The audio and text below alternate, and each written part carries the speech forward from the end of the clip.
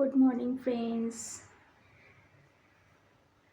আবার চলে আসলাম তোমাদের সামনে আরেকটা নতুন ভিডিও নিয়ে। আজকে হলো শনিবার, এখন কিন্তু অনেক বেলা হয়ে গেছে, প্রায় 11:30 হবে এরকম। তো এখন থেকে ভিডিওটা স্টার্ট করছি আজকের।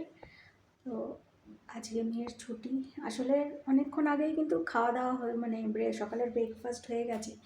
শরীরটা ভালো লাগছিল না, একটুখানি শুয়েছিলাম। দেখতেই পাচ্ছ চোখ মুখের অবস্থা, আর চুল দেখছো এরকম, চুলের অবস্থা না খুব খারাপ, পুরো রাফ হয়ে গেছে। এখন চুলে তেল লাগাবো, এই যে তেলটা বার করে নিয়েছি, সামনে রেখেছি আর কি। মাথায় তেল লাগাবো, তো ভাবলাম তোমাদের সামনে এসে একটু কথা বলে নিই, ভিডিওটা স্টার্ট করে নিই। মাথায় তেল দেবো, শ্যাম্পু করবো, তেল দিয়ে তারপরে এবার কাজগুলো রান্নাঘরের যা কাজ রান্না টান্না সেগুলো করব। তো চলো ভিডিওটা এখান থেকে স্টার্ট করি। হ্যাঁ চলো। আর হ্যাঁ, মেয়ের এর যেহেতু দুদিন মেঘলা মেঘলা ছিল, একটু বৃষ্টিও হয়েছিল কালকে, তার আগের দিন যেদিনকে গেছিলো সেদিনকে তো সকালে বৃষ্টি হয়েছিল মনে হয়, আর বৃষ্টিতে অটো একটু ভেজা ছিল, সামনে বসেছিল, সেই অটোতে সিটগুলো ভিজে যায় না বৃষ্টি হলে, তো ওই ভেজার মধ্যে বসেছিল, পুরো নাকি ওর কাপড় প্যান্ট প্যান্ট পুরো ভিজে গেছিলো। এবার ওই ভেজা কাপড় পরে সারাদিন ছিল, মনে করো সেই সকালে গেছে আর বিকালে এসছে। তো তারপরে কালকেও আবার গেছে, ওয়েদারটাও চেঞ্জ হচ্ছে, তো এসে আবার ওবেলায় স্নান হচ্ছে। তো কালকেও শরীরটা ভালো ছিল না, জ্বর জ্বর এসেছিলো, শুয়েছিল, ওকেও খেতে দিলাম। তারপরে আমারও সকালবেলায় কেমন, আমারও বলছিলাম না যে শরীরটা খুব একটা ভালো নেই। তো চা খেয়েছি, উঠে নাস্তা টাস্তা তৈরি করে খেয়েছি, পুরো চাও খেতে পারিনি। আমিও দেখাচ্ছি, এই যে আমিও পুরো চা কমপ্লিট করতে পারিনি, এই যে দেখছি আর খেতে পারছি না, কীরকম লাগছিল। তারপরে রেখে দিয়ে তারপরে গিয়ে বিছানায় একটু শুলাম। তারপরে ওকে বললাম যে ওঠ, তুইও একটু বাথরুম যা, ফ্রেশ হ, খেয়ে নে, দরকার হলে খেয়ে দে আবার শো। তো ওকে ওই খাইয়ে দিলাম, আমিও একটু ওর পাশে শুয়েছিলাম। চলো তোমাদেরকে দেখাই। অন্ধকার আছে, শুয়ে আছে।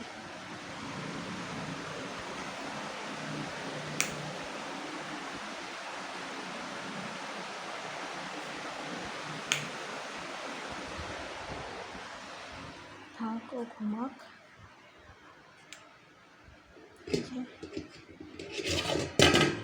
ব্রেকফাস্টে বানিয়েছিলাম এই যে আটার এমনি গোল গোল পরোটা, আটা দিয়ে ময়দা নিয়ে।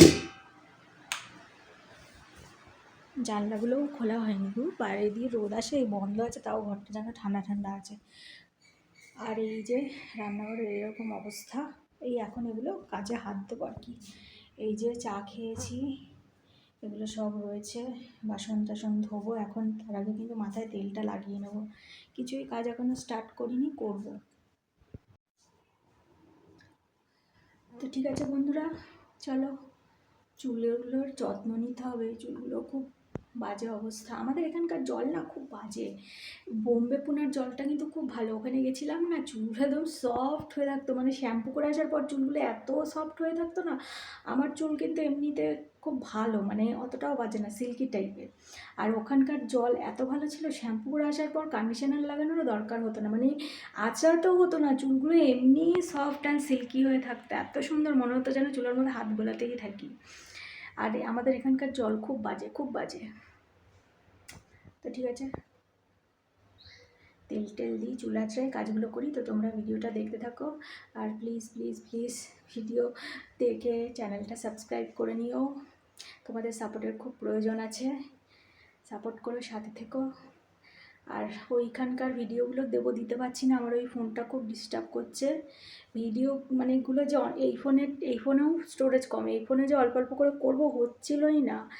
এখন দেখি যদি ফোনটা ঠিক হয় তাহলে ওই ছবিগুলো, মাসিও বলছে ছবিগুলো পাঠালি না, আর বললাম ওই ফোনটাই কাজ করছে না, এত ফোন হয়ে গেছে না, ওভারলোড হয়ে গেছে, কাজ করছে না সিস্টেম। তো ঠিক আছে, আর বেশি কথা না বলে কাজগুলো শুরু। চোখের তলায় খালি পড়ে গেছে, এত টেনশন, রাতে ঘুম নেই। আর কালকে একটু বৃষ্টি হয়েছিল, বেশ ঠান্ডা ঠান্ডা ছিল, আজকেও বেশ ভালো আছে, মেঘলাই ওয়েদার আছে, ঠান্ডা নেই। কিন্তু চাটা খাওয়ার পর জানি না আমার কীরকম লাগছিল, কীরকম অস্থির অস্থির লাগছিল, তর করে ঘাম বেরোচ্ছিলো, মাঝে মাঝে আমার এরকম হয়। আমার কিন্তু লো প্রেশার, কিন্তু এরকম হয় কেন জানি না। আবার ওর বাবার আবার হাই প্রেশার, অনেক হাই, অথচ স্নান করে না, না করে দিব্যি থাকে। কী করে থাকে কি জানে গরমের মধ্যে। আমার লো প্রেশার, ব্লাড কম, আমার তো আরও বেশি লাগবে মানে, কিন্তু আমার গরম লাগে, জানি না কেন। ঠিক আছে, অনেক বক বক করে ফেলছি, চলো এবার কাজ করি।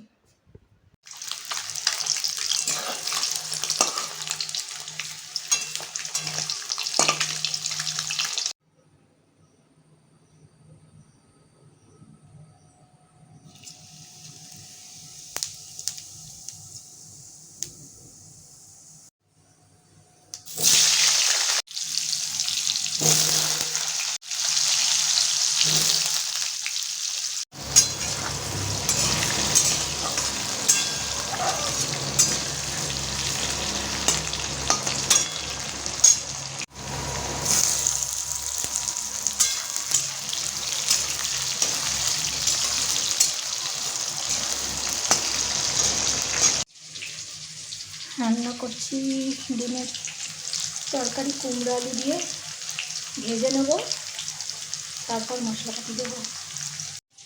আর বাইরে এইরকম গুমোট একটা ভাব, মেঘলা হয়ে রয়েছে, বৃষ্টি কিন্তু হয়নি একটুও।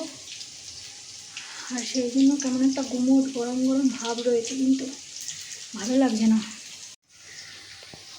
গুমোট একটা ভাব, কীরকম গরম, শরীরটা, আমারও শরীরটা ভালো লাগছে না, কীরকম একটা শ্বাসের প্রবলেম হচ্ছে। তখন তোমাদের সাথে কথা বলে বাসন টাসন মাজতে মাজতেও দেখি কেমন একটা অস্থির অস্থির লাগছে। বাসন টাসন কোনো রকম নিয়ে যে ডিমটা সেদ্ধ দিয়ে গিয়ে শুয়ে পড়েছিলাম। কিছুক্ষণ শুয়ে রেস্ট নেওয়ার পর আবার করছি। একটুখানি কাজ নিলেই শ্বাসকষ্ট হচ্ছে, কীরকম অস্থির অস্থির লাগছে, গরম ঘাম বেরোচ্ছে। আবার ওই রকম হচ্ছে, যদি ভালো না লাগে গ্যাস ট্যাস বন্ধ করে আবার গিয়ে শুয়ে পড়বো। ভাজা হয়ে গেছে, সবজিগুলো ভাজা নিয়ে দিয়ে দিই মশলাপাতি, ওই আদা রসুন হলুদ লঙ্কা ধনে জিরে। আর এদিকে খবর শুনছি যে নাকি ঝড় আসছে, খুব ভয়াবহ নাকি ঝড় হতে পারে। ঝড় শুনলে এখন ভয় হয়। আগে আমরা দেখি ছোটো ছোটো ঝড়, মানে কালবৈশাখী ঝড়, বৈশাখ মাসে হতো। এখন তো সেরকম ঝড় হয় না, ঝড়ও হয় না, বৃষ্টিও হয় না। যখন হয় বিশাল করে ঝড় হয়, ভাঙচুর হয়, বজ্রবিদ্যুৎ সহ বজ্রপাত হয়, বজ্রবিদ্যুৎ সহ বৃষ্টি যতটা না হয় তার থেকে বেশি বজ্রপাত হয়। আর এর ফলে সব ইলেকট্রনিক জিনিসগুলো নষ্ট হয়ে যায়, কত মানে মানুষের মৃত্যু হয় শুনি খবরে। আগে বড়রা বলতে এই বেরোবি না, বাজ পড়বে বাজ পড়বে। এখন আগে যখন ছোটো ছিলাম আমার মনে আছে, বৃষ্টি হলেই গুড়ুম গুড়ুম হলেই বাইরে যেতাম বৃষ্টিতে ভিজতে, ওই বেশ ভালো লাগে না বৃষ্টির মধ্যে। আর আমরা তো গ্রামের সাইডের লোক, বেশ মাঠে যেতাম, দৌড়াদৌড়ি করতাম ছেলেপুলেরা মিলে। আর বড়রা ওরকম বলতো যখন বাজ পড়বে যাবি না, ঘরে থাক, তখন কিন্তু শুনতাম না ওদের কথা। তখন ওসব এমনি বাজ ফাজ আবার পড়ে নাকি। তারপরে যখন আর একটু বড়ো হওয়ার পর যখন খবরে দেখলাম শুনলাম, তখন দেখি মানে বুঝতে পারলাম যে না, সত্যি সত্যি বাজ পড়ে এরকম ক্ষয়ক্ষতি হয়। আর এখন তো দেখি এই জিনিসটা অনেক বেশি হয়ে গেছে। কাশ্মীরি লঙ্কা দিয়েছি, সে যেন লাল টকটকে হয়ে গেল। এবারের লঙ্কাটা যেন একটুই অল্পই দিয়েছি, তাও যেন কিরম লাল হয়ে গেলাম, বেশি লাল হয়ে গেল। এটা আস্তে করে ঢাকা দিয়ে এটাকে ভালো মতো করে নেবো, তারপরে জল দেবো পরিমাণ মতো। খুলে যাক সবজিটা, মশলাটাও কষানো হয়ে যাক, তারপর জল দেবো। ও লবণ দিতে হবে, লবণটাও পরে দেবো। আমরা খুব কম লবণ খাই তো, আমি বেশি হয়ে গেলে না মুশকিল হয়, ওই জন্য লবণ আমি বেশিরভাগ লাস্টের দিকে দিই। নয়তো দিতে দিতে মনে হয় যেন অনেক হয়ে গেল। আমি এই যে মোবাইলে খবর দেখছিলাম, মানে শুনছিলাম কানে হেডফোন গুঁজে। কড়াটা ঢাকা দিয়ে দিই।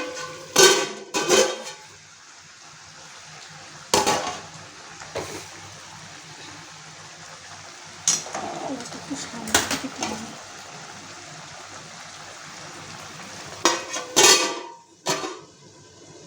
গ্যাসটা একটুখানি কম করে দিই, একটুখানি মিডিয়াম করে দিই, লেন যাচ্ছে, দেখা যাবে না। এ দেখো ঘেমে গেছি। এই যে এরকমই হচ্ছে, একটুখানি কাজ করলেই কীরকম হঠাৎ অস্থির অস্থির লাগছে, তরতর করে ঘাম হচ্ছে, ঘামতে ঘামতে শ্বাসকষ্টও হচ্ছে, এমন মানে দাঁড়াতে পারছি না, মাথা ঘুরছে, আবার গিয়ে শুয়ে পড়ছি। দেখি ফ্যানের তলে একটু বসি। মশলা কষানো হয়ে গেছে, জল দিয়ে দিয়েছি। পরিমাণ এবারে ডিমগুলো দিয়ে দিলাম, এবারে ফুটুক।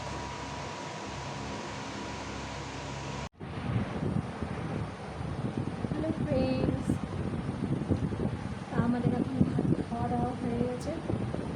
মাথা বসেছি, তেল মেখেছিলাম, আর এখন খেয়ে দিয়ে বসে একটা বই দেখছি, বেশ ভালো, অনেকদিন পর একটা ভালো বই মানে ভালো, ঠিক আছে, টাইম পাসের জন্য ভালোই। Mission Raniganj, the great Bharat rescue. খনিতে শ্রমিকরা আটকে যায়, ওদেরকে রেস্কিউ করার, ভালো ওইটা দেখি। তো ঠিক আছে বন্ধুরা, আজকের ভিডিও এখানেই শেষ করছি। সবাই ভালো থেকে সুস্থ থাকো, বাই বাই। এই ব্লগটা এখানেই শেষ করছি। মেঘলা করে আছে ওয়েদারটা, এখন স্নান টান করে ভালো লাগছে। পুষ্পা বইটা কবে আছে দেখাচ্ছে, দেখতে হবে। পুষ্পা 2 মনে হয় এই সানডেতে হয়তো না, কালকে তো সানডে হয়, মনে হয় কালকেই হবে পুষ্পা বইটা। বাড়িতে দেখবো, দেখার ইচ্ছা আছে। পুষ্পা 1 বইটাও দেখিনি এখনও অবধি।